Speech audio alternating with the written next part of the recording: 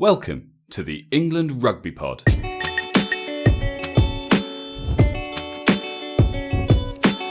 Thanks for downloading episode 125. It's been a tough week in the world of rugby, but we're back on track talking England, and we're looking at England's World Cup group for Japan. You're listening to the England Rugby Pod, the rugby podcast that believes England will win the World Cup in 2019.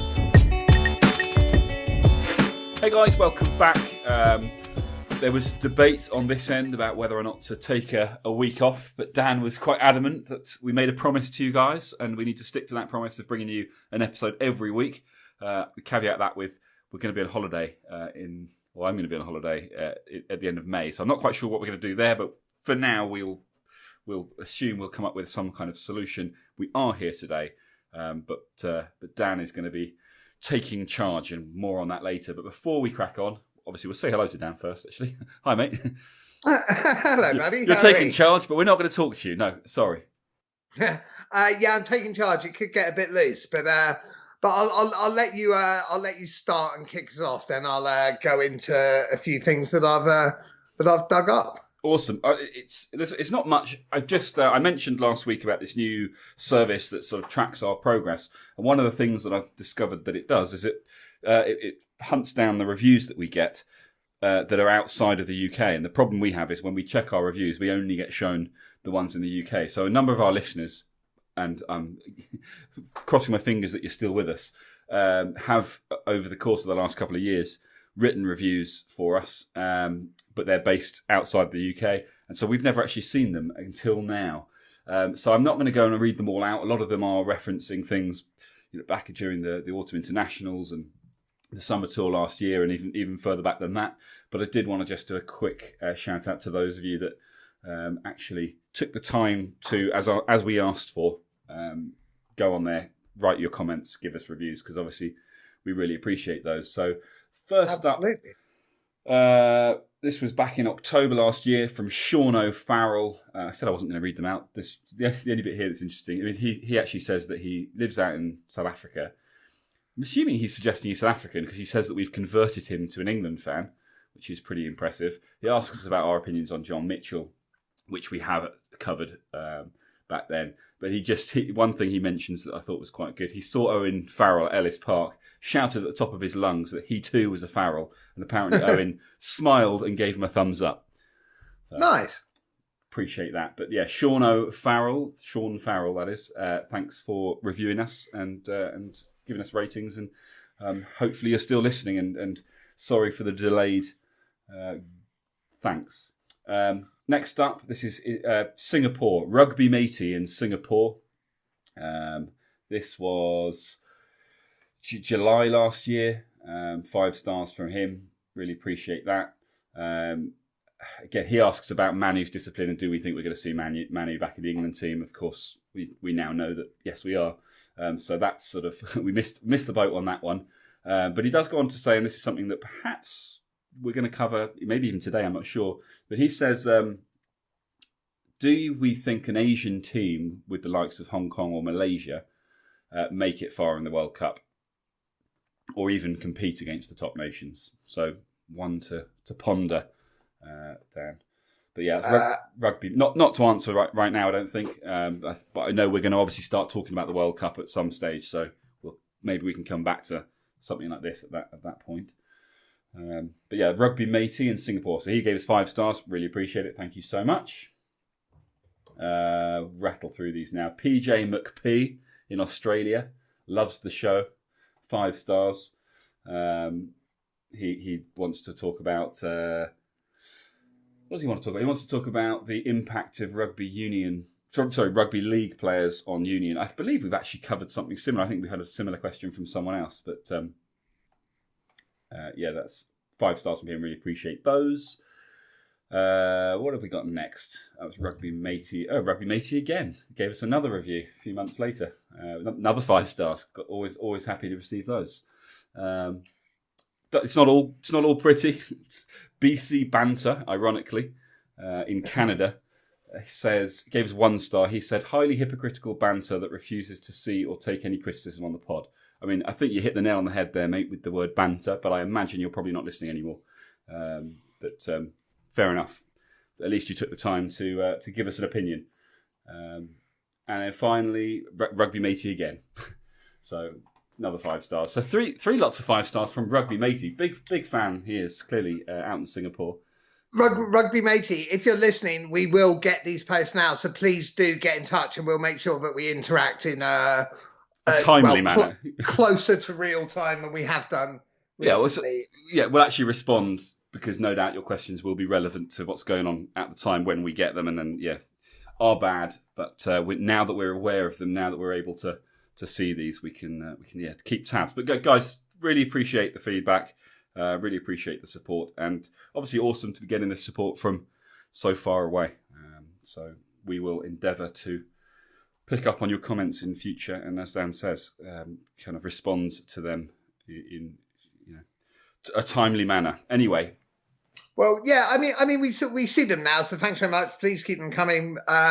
Always much appreciated, good or bad. Refuse to take criticism on the pod, I slightly disagree with, because we'll admit ourselves that we're not exactly the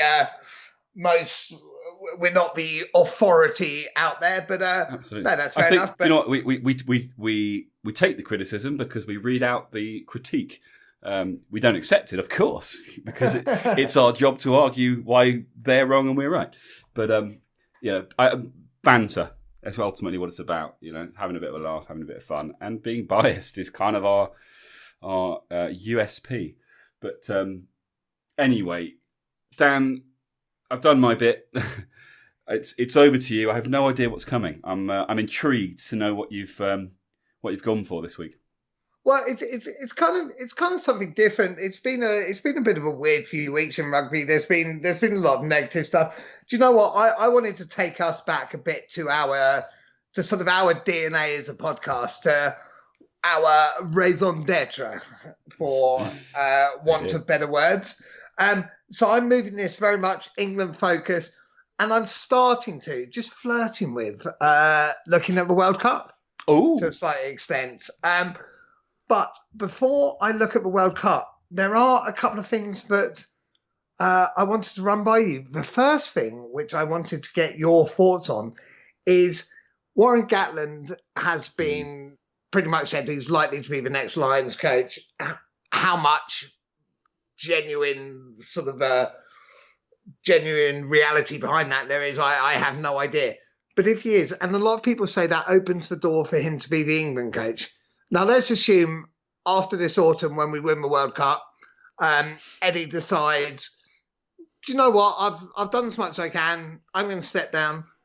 What would your feelings be about Warren Gatland then being the next England coach? Firstly, I don't think that he'll ever be the next England coach. Okay. There are certain things he's said, although maybe that's just him, trying to get them to stop talking about it. Talking about the fact that he'd never be allowed anywhere near Wales again if he did it. And I mean, look, it's in the nature of sports fans to kind of hate someone when they're a rival and then totally embrace them when they're no longer a rival. Happens in club sports all the time, and obviously in situations like this, it happens in international sports too. So I'm sure that we would embrace him, and ultimately it's a results-driven game, isn't it? So if it did happen and England were winning, we'd all say, yeah, Warren Gatland, he's great. But on the Lions front, my initial reaction to reading that was actually like, oh, for God's sake, because I had this immediate sort of knee-jerk reaction that he's going to pick too many Welsh players that are not actually as good as their counterparts from other nations. But of course, he will have been away from Wales for a good couple of years by then. So It will be very interesting, actually, to see if, coming from a position of just being an outsider looking in, having had time to work on the Lions solely and just watching all of the nations kind of from an unbiased perspective, maybe actually it will be a little different. I don't know. I don't hate it as much after it sunk in as I did when I first read it. Let's put it that way. Yeah, exactly. So if he was, so let's say what happened. We win the World Cup. Eddie decides, right, time for me to step down, give someone else a chance. And Warren is named as the England coach. I know you don't think it's likely, but let's say it happens. What's going to be your initial thoughts? So, what if they say that he is the next England coach? Yeah, he takes on from Eddie after World Cup, onto a World Champions. I think my heart says I'll be disappointed. My head says, he's a world class coach. So it can't be a bad thing. Like, if he really wanted to do that, and if that really happened, he's obviously doing it, for the money, but also he wants results. He doesn't want to be a coach of a losing team. So as long as he's bringing the best out of the England side, I'd be okay with it, I guess. Yeah, so this was my problem when I first heard it. I'm so pre-programmed to be like, no, Wales, no. But actually, he's a brilliant coach. He is a brilliant coach, and I actually think he'd be a great England coach. I'm with you. I don't think he will be the next England coach, but if he was, I don't think that's necessarily a bad thing. No, there's a lot has to happen before then. If he's already if the Lions thing is true, I doubt that they've lined him up for the England job. I think the Lions lot would be like, well, we don't really want you to commit to the Lions now, and then a year out from the Lions, you take on the England job. But if that did happen, the other advantage is that he's proven time and time again that he does favour his own players. So maybe that would be good for the England boys and their chances of getting Lions caps. Yeah, no, exactly. But it's something to ponder, because let's face it, as much as we've been anti-Warren Gatland because he's a boyo, he's a great coach. And I think Eddie Jones should be the Lions coach. Lots of people say that that's outright. There was something going around. I think I may have mentioned this in a previous episode, but there was like an April Fool's going around that Eddie Jones had been named as the next Lions coach, and I didn't really understand, because most people, whether they love him or hate him, will say that Eddie Jones is very good at getting results in the short term. Yeah, the haters will say that he falls flat, in the long term, and that's why he's not a good international coach and he doesn't get long-term results. We shall see. But surely the Lions is absolutely ideal for someone who everyone agrees gets results in the short term. No, I don't think he'd be a bad Lions coach at all. But we'll see. The Lions is probably least of our focus at the moment. But I just thought the Gatland thing was quite interesting, because it would be bringing in a world-class coach, assuming Eddie does leave, assuming it goes down that route. But ignoring that, so moving on more now, I'm going to move away from that, because I not much chat there until we know what happened. So England, looking at firstly, so the England Red Roses for women's Players of the Year, the trio have been announced have been nominated for the top three: Sarah Byrne, the prop, Katie Daly-McLean, and Sarah McKenna. Katie Daly-McLean fly half, Sarah McKenna the fullback. Well done to those three. I'm actually a bit embarrassed and ashamed to say that I don't know that I know enough about them to give a great opinion on my thoughts on that. I don't think we need to be embarrassed or ashamed. I'm the same, but I think we know more about them now than we did a year ago or 2 years ago, and that these things take time. And I think it's great to see that it's the women's game is gaining traction. It's gaining more and more fans, and it's going in the right direction. And we just have to stick. We have to stick with it, stick behind it, and just kind of keep watching. And it will get there. But I, like you, I don't know enough. If I'd known this was coming, I might have looked a few things up, and I would have been able to pretend that I did. But that's not the way we rolled this week. So it's great. Congratulations, as you say, to the three of them. And we will. We will try and do our best to bring sort of little bits of knowledge and things to our listeners, and so that they can learn with us. But it's going to be a slow and steady race, because it is a changing game. England are within the women's kind of the whole women's setup. England are one of the teams that's so far ahead of some of the others. The game as a whole is not on an even keel yet. So even as the England team becomes more professional and they become better and better, and it's easier to say, well, they should be treated the same. It's about the fans. It's about getting the numbers in. It's about getting the money into the game from the purists, and it will get there. It's improving all the time, and eventually we'll, I think, see far more from it. And the BBC and ITV and Sky and everyone else are certainly not being shy about pushing it. It's been one of the kind of key marketing tools that they've used to highlight the rugby season for the past year. So more of that, and I think we'll get there. So my issue with the women's game at the moment is I think the Red Roses have done such a good job. They've almost done too good a job that it's not as competitive as you'd want it to be because the Red Roses are so good. It's not that entertaining to watch a game where one team wins by 60 points every single time. Just destroys. And that, so all you can say there is not their Red fault. Roses and the England women, you've been absolutely brilliant and we're really proud of you and good for you. But weirdly enough, that actually, you want the others to catch up just to make the games that bit more exciting. That's exactly it.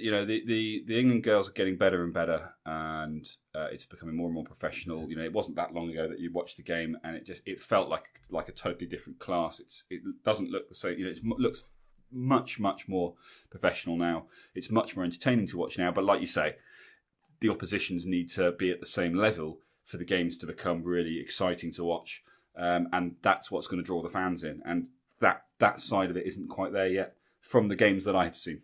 For many of the games that I've seen, there are other teams there. There are certain games that are exciting, and things like World Cup finals, and they're the ones to really draw in the fans and make the most of it. We just want to see more from the other nations, and it'll get there. Yeah, absolutely. Because now, like you say, I agree. Because now, if you watch for Red Roses, and also I believe the women's Kiwi team's called the Black Ferns, or like the Canadians or the US, some of those women players are world-class rugby players, regardless of sex. They are world-class rugby players, and that's great to see at any level. So as long as there can be the competition there, I think there's a massive future. But well done to England women, well done to those three, and best of luck. It's announced on the 8th of May. And on that note, on the 8th of May will also be announced the England Men's Player of the Year. So the 3 nominations, do you want to have a guess? Or 3 nominations. Owen Farrell. Nope. Ooh. I was going to say Billy, but I think probably not. No, Billy's not. I mean, I guess he's been injured a bit anyway. Okay. So Maro. No. Okay. Again, injuries. Mako's been injured, so I'd like to say him, but probably not either. I don't know. Yeah, sorry, shall I just tell you? Yeah. It could be. So it's actually, when you hear them, you'll get it. So it's Tom Curry, Johnny May, and Mark Wilson. Tom Curry, Johnny May, Mark Wilson. Yeah. I think that's fair. I think they have been over the year. I think they have been. I'd have got there if we'd kept going, Dan. I would have got there. What, to name the team? Yeah, three out of 15 of my guesses would have been right. So they were my next 3, in fact. So firstly, Tom Curry, Johnny May, Mark Wilson. Tom Curry. Name the order you'd put them in. That order: Tom Curry, Johnny May, Mark Wilson. Really? Yeah, you'd go that order. Okay, I kind of get that because Tom Curry has just been. I would have him as the find of the year, although Mark Wilson's been awesome. For me, the only reason I'd go Johnny May is because I think Johnny May now is the only one of those 3 players who can say he is truly world class, as in he would make a world 15. Yeah, well, he could. Johnny May's one of those guys that you can kind of slot in. He's a workhorse and he is so quick. But an awful lot of what works for Johnny May, and this is not to take anything away from him because it's all pre-planned, does rely on what other people are doing. Whereas I think someone like Tom But that's Curry, the same for any winger, well, isn't it? yeah, no, it is. And I think for that reason, it makes it harder as a winger to get the same kind of recognition. But I think, in the trenches for either of the other two, and Tom Curry in particular, with what he's done over the last sort of 6-12 months, it's just been phenomenal to see this guy come from being a complete unknown to being one of the first names on the team sheet, according to most fans, and I would imagine with the way he's been playing, Eddie Jones and his coaching staff as well. So for that reason, that's my reason for why it's Tom Curry. But yeah, good three strong nominations. We'll see what happens. Yeah, it's interesting. So, quick question: if you had to, we're going into a match, we're World Cup final tomorrow. We're playing against the All Blacks. If you could only have one player playing out of Johnny May or Tom Curry, which one would you have playing? Tom Curry. Would you? I would, because I think England have far... whilst I think Johnny May is the best option on the wing, I think England have, serious class on the wing. There are so many options. So how about Underhill as well, though, instead of Curry? Possibly. I've said it. We mentioned before. Why can't we have both? I'd quite like to see that, but that would be. I think Tom Curry is more valuable to England. I think. To put it a different way, I think England potentially don't have a replacement for a Tom Curry in the same way that they do for a Johnny May. Well, I would argue that with Underhill. Well, you're talking to... There are two guys. There are two guys, whereas Johnny May, there are probably 4 or 5 that you could potentially replace him with. That's not to say that the other 4 or 5 that you could replace Johnny May with are better than him. In theory, we're saying these are the 2 best, but if you couldn't have one of them, I think England has more strength in depth on the wing than it does at 7. And on that basis, for me, Tom Curry is more important if you had to choose between them.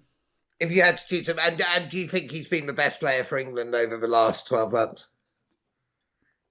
Yeah. I think there's been a lot, and I think genuinely it has. It's cheesy to say it, but it's been a team game in a way that we haven't seen from this England team in a long time. So I don't think that there's a lot of individual. In a lot of cases, I think it's less about the individual and it's more about the team that Eddie's actually selected and how they work together. Obviously, there have been some issues along the way as well. I get his nomination, and this is why I think it's easy to not be able to guess the nominations. I don't think those 3 have been miles ahead of everyone else in the team. But equally, I'm when you tell me the names, I'm like, yeah, okay, I get that. Do you know what I mean? Yeah, I do completely know what you mean. I think you could have named probably any 3 out of the 15 out of the typical 23, and you'd probably be saying, I get that. Yeah, it's a tough one. I wouldn't argue. I wouldn't be annoyed if any one of them won it because I think they've all had brilliant years. Yeah. For me, I think I'd go Johnny May, Johnny Wackadoo May. That's a weird middle name, isn't it? It is a weird middle name. He's a weird man, but he's a hell of a rugby player, so I couldn't give a shit, to be honest. Speaking of players of the year, so what was quite interesting, so European player of the year, so I'm just looking at the English players, so there's Leinster players mentioned as well, is fair enough, but the 2 European English players have been mentioned for European player of the year are Mako, which fair enough, he's been awesome, and Alex Good. Now, Alex Good has been absolutely spectacular all year.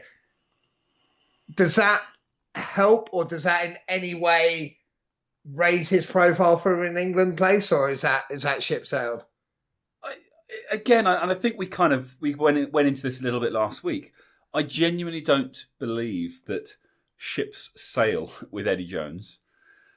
I would love to know his thought process in not selecting Alex Good. And I think that it can only help him. It's a difficult one because we're all, there've been a number of these decisions that Eddie's made that we've all been a bit sort of scratching our heads going, why on earth has this guy not had more opportunities, more game time? And Eddie's obviously chosen not to share his thought process. But there comes a point where you can't. You've got to say something. You've got to give something back. I think maybe people have been far less vocal about the Alex Good decision to not play him for England than they have for Danny Cipriani, for example. But like you say, Alex Good, he's on the shortlist for European Player of the Year. I think possibly even again. So maybe we need to put more pressure on Eddie to at least get some kind of feedback as to why he's not interested. Because I think Alex Good is a better fullback than Elliot Daly. Yeah, it'd be interesting because I think Eddie bows down to pressure quite a lot as well. Yeah, no, he does, always. It'll be good. It's about getting pressure from the right people. That's why we need to contact him. Exactly. We need to have a chat. Eddie, come on, mate, just let us know. But is that a fair statement? Is Alex Good a better fullback than Elliot Daly? In the Premiership, he's been playing better. At international level, I would go Elliot Daly, I must admit. But on what basis? Because we haven't seen Alex Good for so long, and he's never really had much. Do you know what I mean? Like what?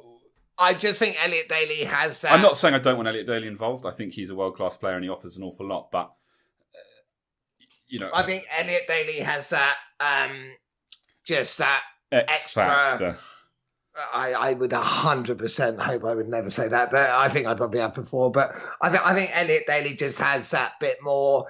He's at international level. He is world class. I think Alex Good to me reads a game better.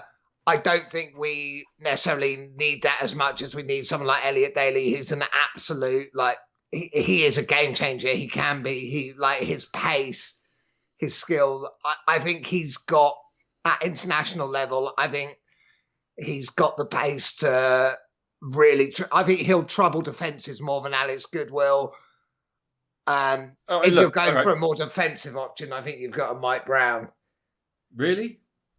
No, don't get me wrong. I'd actually pick Alex Good ahead of Mike Brown, but to me, Elliot Daly at international level would be more damaging than Alex Good would be. It's interesting we're talking about fullback with Alex Good and Elliot Daly, but of course. Another previously very popular England fullback is making his return after, I think, getting on for 18 months with Anthony Watson starting for Bath against Sale this weekend.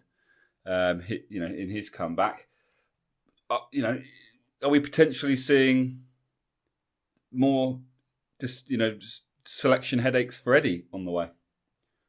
Easy to say no. I think he's made his decision now, but it's going to depend on whether Watson comes back with the same quality he had when he went out, isn't it?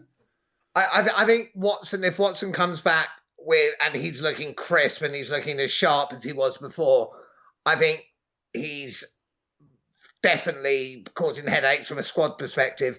But I think Eddie's, I don't know. I really don't know. Is Eddie looking at him on the wing, or is he looking at him as a cover? I think there's room for both Elliot and because let's not forget Watson to go. He was Eddie's fullback. It's not like he's a fullback from a previous era. He was Eddie's fullback and then he got injured. It's a tough one, isn't it? Because there's two world class fullbacks there. I think the Mike Brown days are probably gone. I think it is between Elliot Daly and Anthony Watson. And I think there's room for both of them because they can both be class fullbacks. Assuming Anthony Watson comes back as sharp as he was before, I'm sure he will. Yeah. I mean, I guess we're talking World Cup squad, aren't we? And as we've discussed, you can't take 23 guys and expect them to play every game and then win a World Cup. You need a squad. You need to be able to change things up. But I hope we take more than 23. Yeah. That's what I'm saying. Good. You can't take 23. Good. So On that, actually, and I'm going to change tack a bit here. Looking at the World Cup, so I thought one of our listeners before mentioned it'd be good to do a review on the people in our group. Now, I haven't exactly done a review on the teams in our group because that would take some fairly in-depth analysis. But what I did do is look at our group and look at the last 10 games. So I'm just going to read out some stats to you quickly for the last 10 games. And let me know if we can read into this or not, because there's a bit more to go into it if we can. England, the last 10 games, 1-7, lost 2, drawn 1. France, 1-3, lost 7. Argentina, 1-2, lost 8. USA, 1-8, lost 2. Tonga, 1-3, lost 7. Do we read into that at all? Hang on. What was it? Was it USA was what?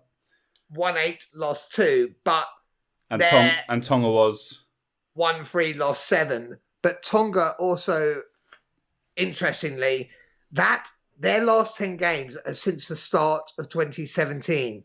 So in 18 months, they've only played 10 games. I think Tonga, you can't really talk about as a threat. England shouldn't and realistically won't lose to Tonga or probably USA. But USA, interestingly, have beaten in those things. They have beaten Scotland and they have beaten Samoa.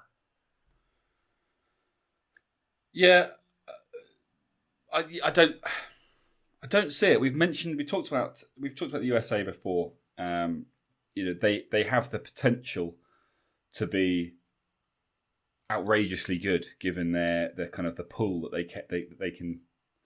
Well, not that they can pick from, but that exists in terms of quality sports men and women, and. Yeah, if they manage to find a way to make rugby a big sport in the States, and it's obviously getting bigger all the time, inevitably the time will come when they're going to be world class. I'm not sure they're there yet. I think they have certain. I think we're 2 World Cups too early. Yeah, I mean we're seeing it in the sevens circuit. We're seeing how good they are, and I think it will evolve from there because I think in sevens, individuals have more of an impact.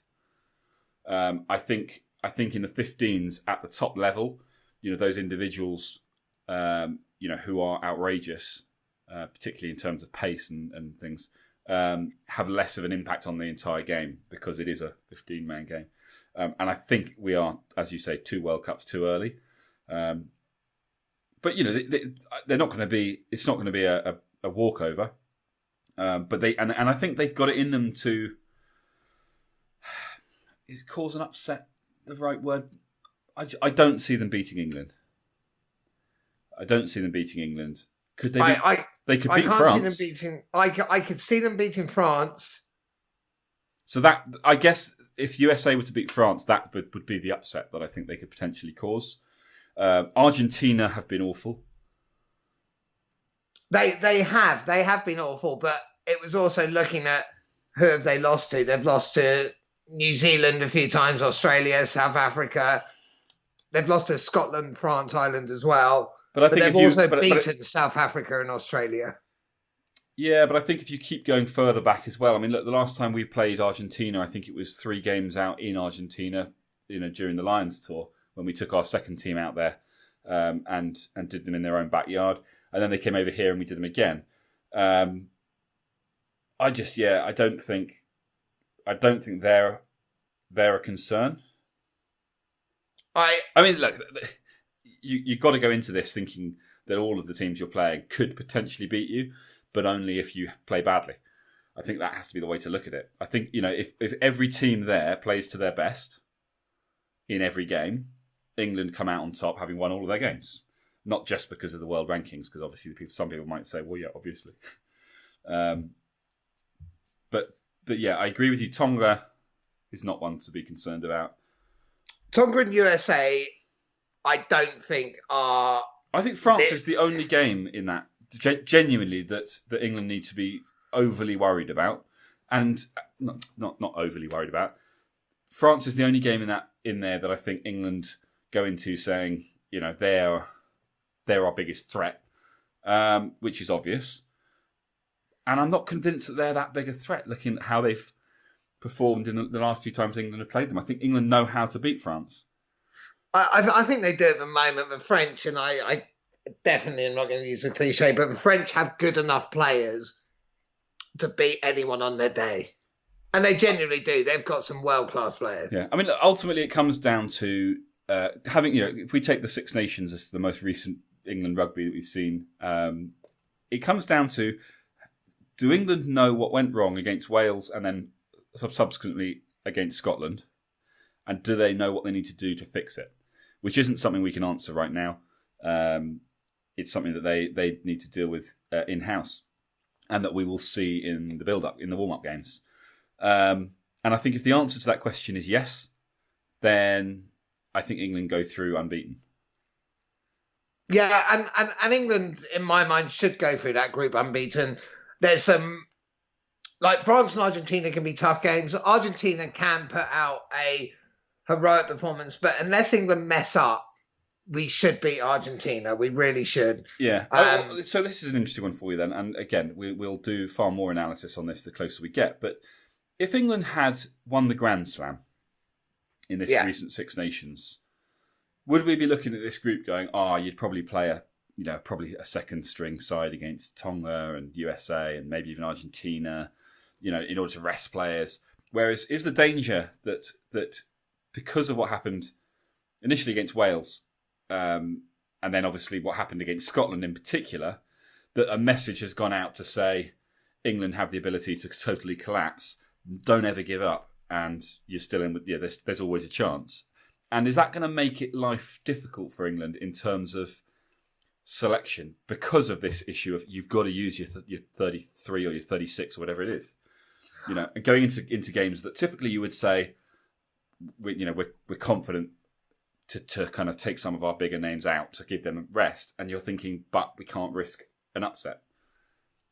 No, I slightly disagree. I think regardless of that, I think we put our best team out against France and Argentina, and I think USA and Tonga will be lesser teams. And I don't think a Grand Slam would have changed that. Okay. In my mind, anyway. But it's hard to know. It was interesting. I just wanted to sort of move us towards that World Cup thinking, because it's quite interesting. Tonga, 10 games in 18 months is not ideal for them. They realistically can't be seen as a threat and shouldn't be. And that's no disrespect to Tonga. That's just they haven't got they've got some amazing players. They just don't have the avenues. They don't have the streams to be able to sort of develop and to become as good an international team as they probably could be. No, and it's been an issue, with a lot of the island nations for a long time. The big threat that they Fiji being the slight exception to that rule, but the real threat there is, they're big boys and they have the potential to cause problems from an injury perspective. And often they look at World Cups as, we're not going to get through, therefore we're going to sort of put our stamp down by being physical. And it's almost like a badge of honour if you can injure it. For them, if they can injure somebody through a massive hit. Easy. No, that's genuinely. I think England will be their World Cup final. Yeah, that's where I see it. But I don't think I don't want to say they're looking to injure, but I think England will be their World Cup final. USA as well. I think the same. England will be their World Cup final. But you don't think that these teams looking to injure is probably the wrong phrase, but you don't think they go in thinking, we're basically going to show what we're all about through being 100%. I think they'll go in and they'll try and make it as physical as possible. But I think that's another reason that we won't put out our best team against Tonga. I think we'll put out a team against Tonga who we know will have prepared better. Yeah, will have played better. Whereas one of the things that we probably need to look at is the order of the games. So we've done it before, and I had that up. I've had that up previously. So our last game, I think we start USA and Tonga. I'm not sure which order, and then we finish with Argentina, France. So it does get progressively tougher, if that makes sense. Yeah. Which is probably an advantage for England. Because actually, we've seen it over the years with New Zealand, not so much in recent years, but going back kind of 10, 12 plus years. New Zealand had that habit, didn't they, of being the best in the world. But I think because of the groups that they ended up in, they'd end up with quite a lot of games that didn't offer a huge challenge, and they'd come into the knockout phases a little bit sort of unprepared. Yeah. I think it's key to come into the knockouts kind of firing on all cylinders because it's knockout rugby. So actually, I think to kind of have that build in terms of the quality of opposition, it's preparing you as best as possible for the knockouts, which is just only going to get tougher still. Yeah. Whereas if it was the other way around, if we had our tough games and then we had three essentially sort of straightforward ones, or a couple of straightforward ones, and then you're into the knockouts, it's like, where do you go from here? It's all got a little bit out of balance. So in theory, our matches get progressively harder. So we go Tonga, USA, Argentina, and then France. Right. So I think that's good for England. I'm with you for your reason. I think that's a good way for England. Yeah, I guess the only downside to that is the idea that Tonga and USA is the games you want to rest, where you want to potentially rest big players. Yeah, exactly. It would almost be good to go like something like Argentina, Tonga, France, USA or something, just to mix it up a bit. But either way, that's fine. Like, that's not going to stop us winning it.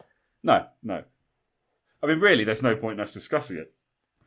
Exactly. We already know the outcome. Exactly. But no, it was interesting. Yeah, and I wanted to move away because with all the stuff rugby, there was some stuff about. I mean, we've mentioned before about the Premiership, but I think we've mentioned about the upcoming games. Next week, we'll obviously look at what happened to the results of the games because that'll have a massive impact on who's going down. Yeah, and as we said, the big one to watch this week is definitely Leicester against Bath. Well, no, disagree. Newcastle, Northampton. Newcastle, and also it's Leicester, Bristol. So that's what I mean. Leicester, Bristol's a big one, and Newcastle, Northampton's on the Friday. So depending on that result, if Newcastle win, then Leicester, Bristol's huge. Yeah. If Newcastle lose, then it's less so. And actually, the Sale against Bath's a big game now that Anthony Watson's having his comeback, because I'm really keen to see how he's looking. Yeah, completely. A hat-trick hero, man of the match performance, and Eddie's got some serious thinking to do. That would be awesome. So yeah, watch this space. But yeah, as Dan says, we'll get into that next week once the Premiership is back in full flow. Lovely. Well, it was a bit of a random one this week, just a bit through, but it was good to get back to sort of very England-centric. Absolutely. Good luck to all the people nominated for Players of the Years, be it as England men, England women, or European. And good luck to all the teams playing this weekend. And we'll catch you guys next week. Cool. Catch you next week, guys. Oh, and of course, as we always say, if you get the opportunity, get over to iTunes. Doesn't matter if you're in the UK or abroad now. Rate us, review us, let us know what you think. Got any questions, you can reach out to us on email at englandrugbypod@gmail.com or on Twitter, Facebook, and so on at England Rugby Pod. And just sort of, we're still looking for ideas for episodes, particularly as things get a little quieter. And of course, with the season drawing to a close, there's going to be some more quiet periods. So if you've got any thoughts on things you'd like to hear us talk about, get in touch, let us know what those are. And we'll catch you guys next week.